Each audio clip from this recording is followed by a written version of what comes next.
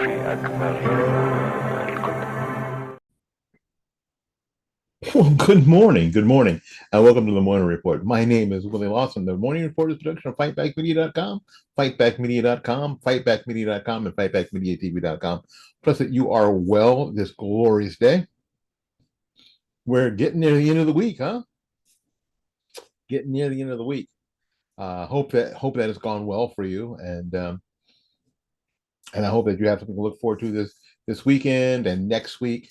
For those of you who have children, school is drawing to a close around the country. Here, I think we got like 2 weeks left, and if you got summer with your children, I know in economic times it's hard to do anything big, but plan something. Plan something, even if it's something small. Plan something with your family. That is your family only, and that'll, I think try to make some memories. Um, Find some stuff to do with you, especially if you have small kids. I think that will, I believe that'll pay dividends down the road for a long, long time. All right, let's get on with the program. Whew. I don't know if you know this guy, but I'm going to play a couple of clips from his appearance on Piers Morgan. Now, I'm not necessarily a fan of Piers Morgan. I've not been. I don't. Oh, Piers Morgan, great. I know because Piers Morgan is not always great, but even a broken clock is right a couple times a day. He has this dude on the show. His name is Mosab Yosef. He's the son of Hassan Yosef, who's a co-founder of Hamas. Mosab defected to Israel back in 1997 and worked for Shin Bet, who is Israel's domestic intelligence agency, for about 10 years. He is a former militant with exceptional insight into the radical mind of the propaganda Hamas disseminates daily. Now, back when we were talking about ISIS and we were talking about the people who attacked the Twin Towers and we're talking about jihad and all these things, we have to get to understand that Eastern mentality is so different than our Western way of thinking. And a lot of times, because we're not taught this or we don't realize this, some of the things that get said and how they get said, we miss the meaning entirely. We miss the meaning entirely. And we don't understand that sometimes we're being manipulated to an incredible degree by the people who know, the terrorists that know that we don't, that Westerners don't think the same way they think. So when this dude hears chants of intifada and free Palestine and other pro-Hamas talking points, he just mows that crap down. So he's on the Piers Morgan show. That's my co-host. So he takes a blowtorch to Abby Martin's pro-Hamas nonsense, shutting her down completely. Even claiming that she doesn't have the credibility to be a journalist. You'll see later. He tells a woman he doesn't think that she has the credibility to even be a mom. Go ahead and watch this. It's a hoot. It is a stone hoot. Response to what Abby Martin said. Well, this is Abby's desperate attempt to discredit me. I am a man of the field. I fought against Hamas as part of legitimate intelligence organization, against savage group that were targeting civilians in suicide bombing attacks, waves of suicide bombing attacks that they killed people indiscriminately.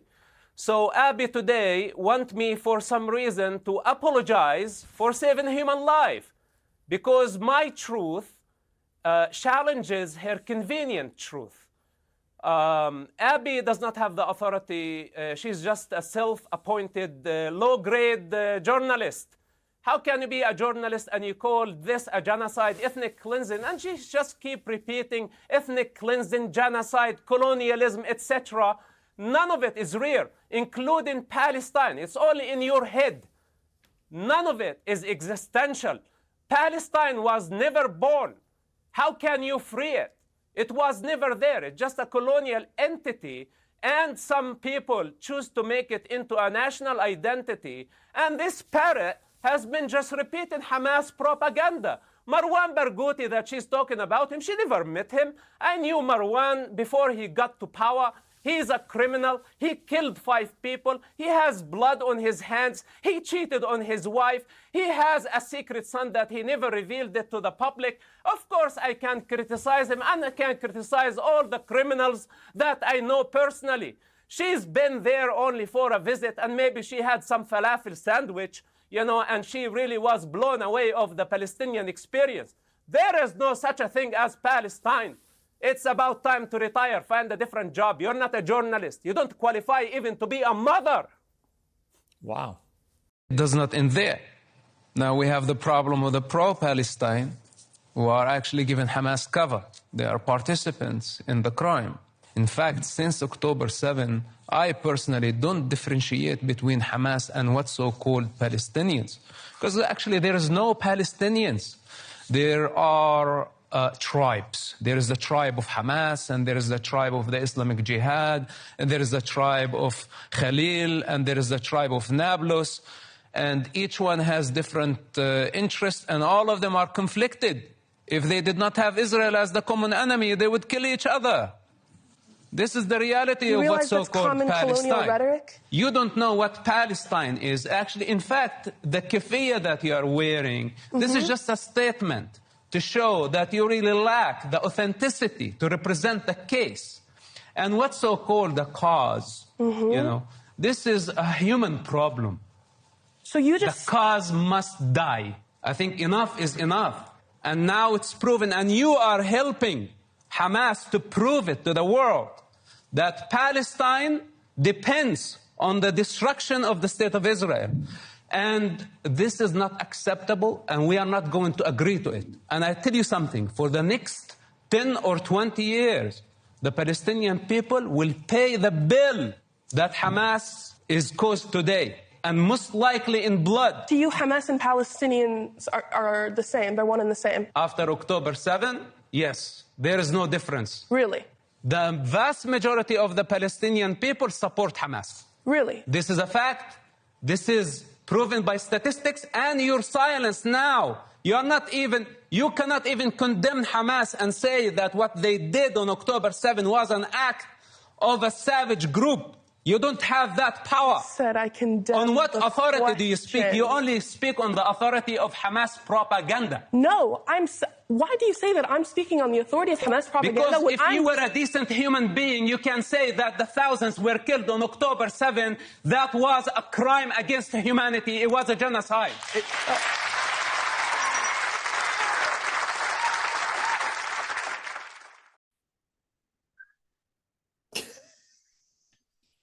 Now, and the thing is, why isn't this person on ABC, NBC, CBS, CNN? Why? Well, there's a good reason. Because this dude's got credibility, and he's not afraid to tell the truth. And he is completely antithetical to what the major news networks want to propagate. Why isn't he speaking? So why is he not speaking before a joint session of Congress? Why has he not been invited to the White House? Why? Why not? But he was on the Dr. Phil show. Lord of mercy. Again, Dr. Phil, not a great fan. You know, I thought that show should have been canceled years ago. But anyway, he also went head to head with some pro-Hamas college kids, because these are the most dedicated and smart people ever. And they were, you know what, and they were truly blown away. They had to be, because this dude is spitting truth like foul. Basically, he drugged them to an open grave for their support for terrorism and the refusal to condemn mass murder.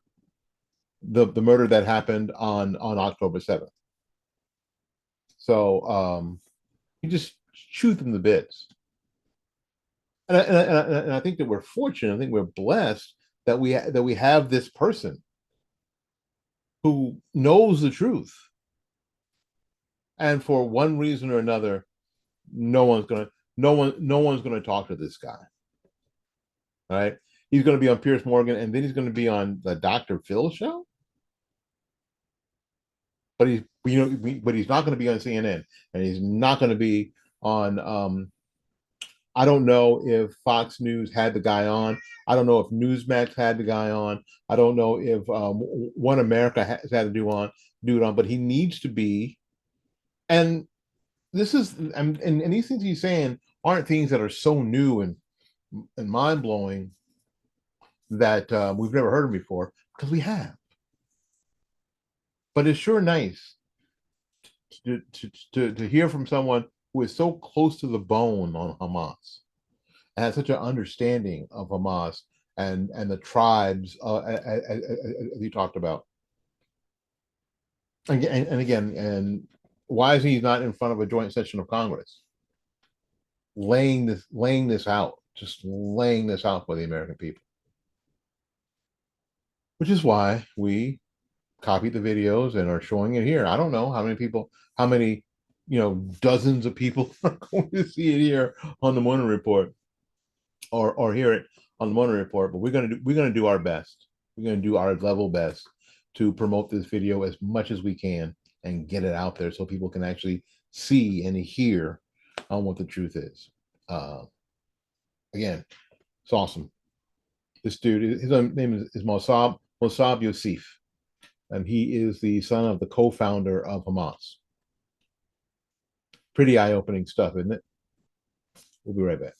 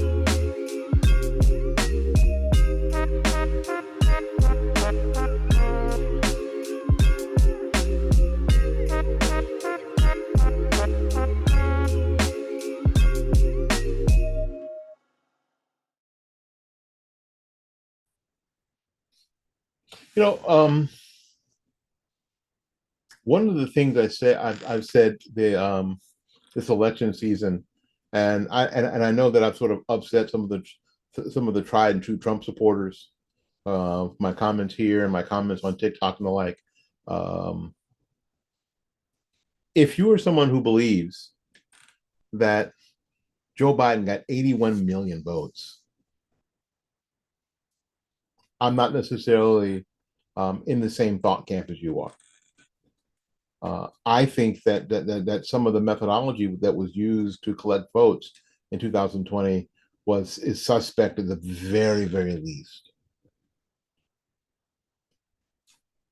I mean, when you see video of unattended drop boxes for votes, unattended ballot boxes out there on the side of on the side of a building somewhere, I think a library or whatever, and in the middle of the night, people just coming up with tubs of votes. I'm sorry, you've got to think to yourself, I wonder if everything there is on the up and up. Don't you? Don't you? But you just wonder.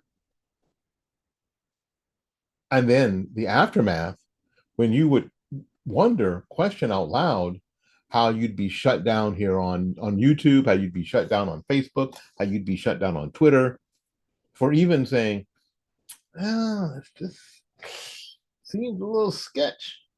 Some of this stuff seems a little sketch. That was enough to get you shut down here on YouTube. That was enough. That was enough to lose your monetization. If you were monetized, you could lose your mon. I mean, you could lose that.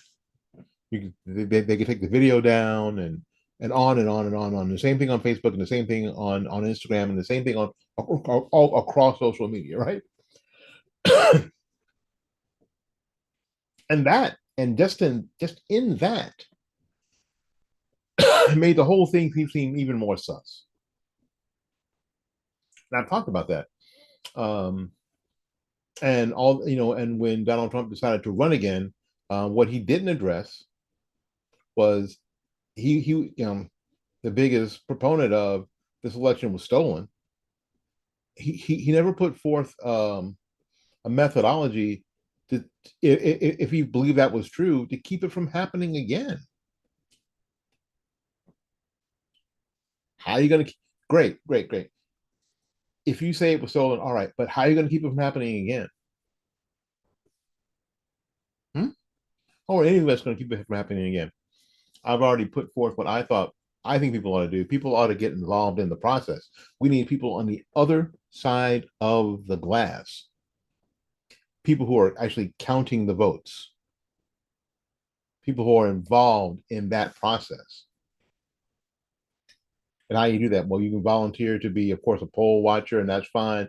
You can apply to be a poll worker, and there are positions that you can get inside your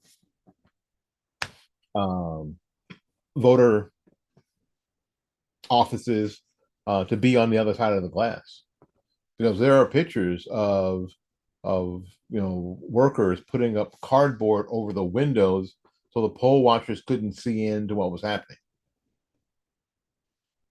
That makes the process even more sus, doesn't it? So we find out this.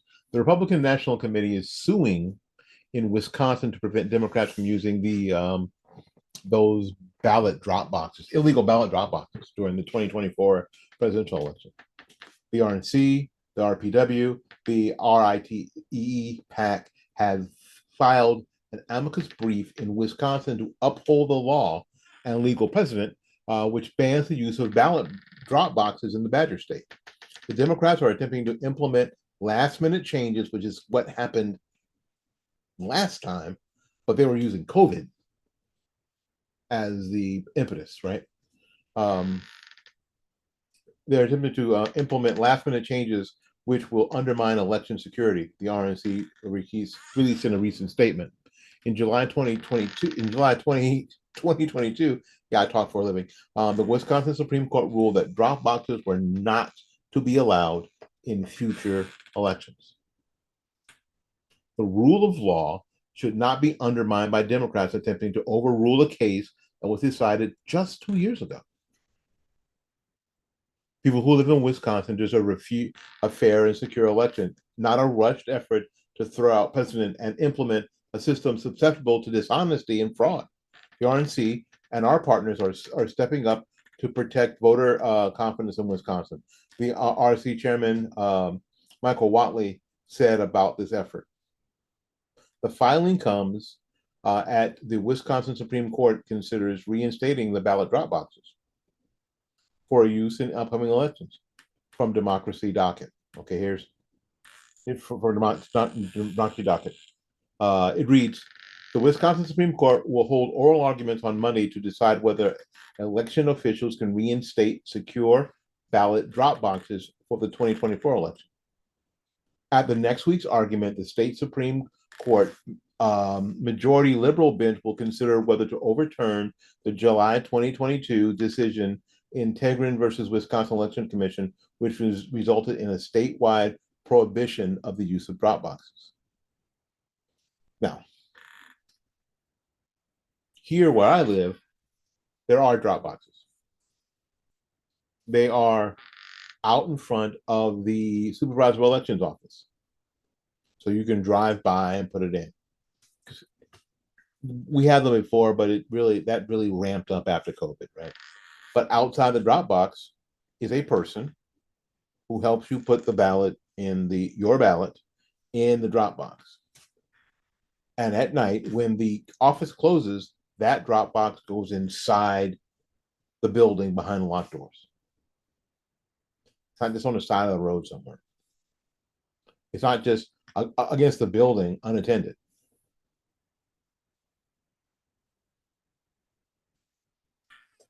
So even if everything's on the up and up, the fact that these boxes that look like something you drop off a library book in, just sitting out there unattended in the middle of the night, if you don't think that makes the process susceptible to fraud, you're lying. If you're a grown up, you are lying. You are lying. I'm surprised. I guess after Rona, they got rid of Rona McDaniel at the RNC. They're naturally getting into actually doing something about these drop boxes and making as much as they can to some of these elections be more reasonable.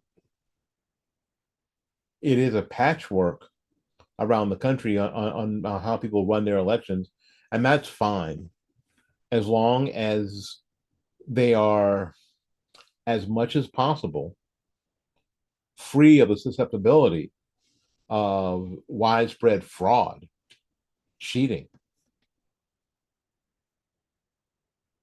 We'll see how we'll continue to follow this case, and we know that our friend Paul lives in Wisconsin, and he's going to update us on this case.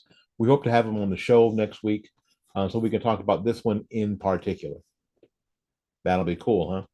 All right, we got to get out of here, maybe for someone else. So until we see you again, go out there and learn something, love somebody, and for goodness sake, from the bottom of my heart, take care of yourself. We will see you when we see you. Bye-bye now.